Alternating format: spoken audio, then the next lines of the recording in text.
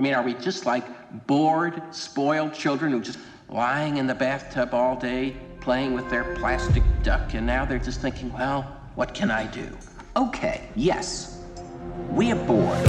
We're all bored now. But has it ever occurred to you, Wally, that the process that creates this boredom that we see in the world now may very well be a self-perpetuating, unconscious form of brainwashing created by a world totalitarian government based on money? And that all of this is much more dangerous than one thinks? And it's not just a question of individual survival, Wally, but that somebody who's bored is asleep, and somebody who's asleep will not say no. See, I keep meeting these people. I mean, just a few days ago, I met this man who I greatly admire. He's a Swedish physicist, Gustav Bjornstrand, and he told me that he no longer watches television, he doesn't read newspapers, and he doesn't read magazines. He's completely cut them out of his life because he really does feel that we're living in some kind of Orwellian nightmare now, and that everything that you hear now contributes to turning you into a robot.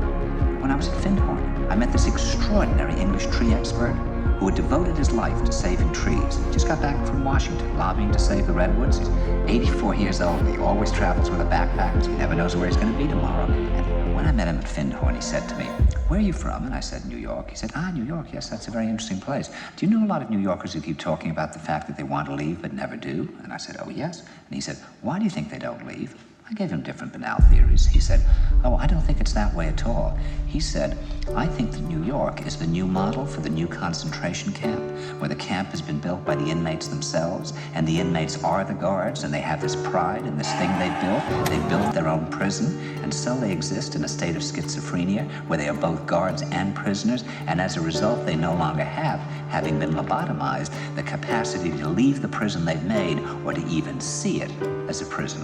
And then he went into his pocket and he took out a seed for a tree and he said, "This is a pine tree." He put it in my hand and he said, "Escape before it's too late." See, actually for 2 or 3 years now, Chiquita and I have had this very unpleasant feeling that we really should get out. And we really should feel like Jews in Germany in the late 30s. Get out of here. Of course, the problem is where to go, because it seems quite obvious that the whole world is going in the same direction. See, I think it's quite possible that the 1960s represented the last burst of the human being before he was extinguished, and that this is the beginning of the rest of the future now, that from now on there'll simply be all these robots walking around, feeling nothing, thinking nothing, and there'll be nobody left almost to remind them that there once was a species called a human being, with feelings and thoughts, and that history and memory are right now being erased, and soon nobody will really remember that life existed on the planet. They're feeling that there'll be these pockets of light springing up in different parts of the world, and these will be, in a way, invisible planets on this planet.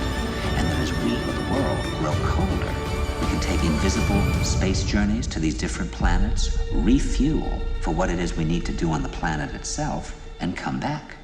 And it's their feeling that there have to be centers now where people can come and reconstruct a new future for the world. And when I was talking to Gustav Bjornstrand, he was saying that actually these centers are growing up everywhere now. And that what they're trying to do, which is what Findhorn was trying to do, and in a way, what I was trying to do. I mean, these things can't be given names, but in a way, these are all attempts at creating a new kind of school or a new kind of monastery. And Bjornstrand talks about the concept of reserves, islands of safety, where history can be remembered and the human being can continue to function in order to maintain the species through a dark age. In other words, we're talking about an underground, which did exist in a different way during the Dark Ages among the mystical orders of the Church.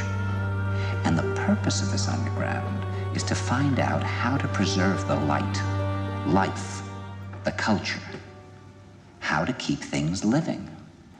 You see, I keep thinking that what we need is a new language, a language of the heart.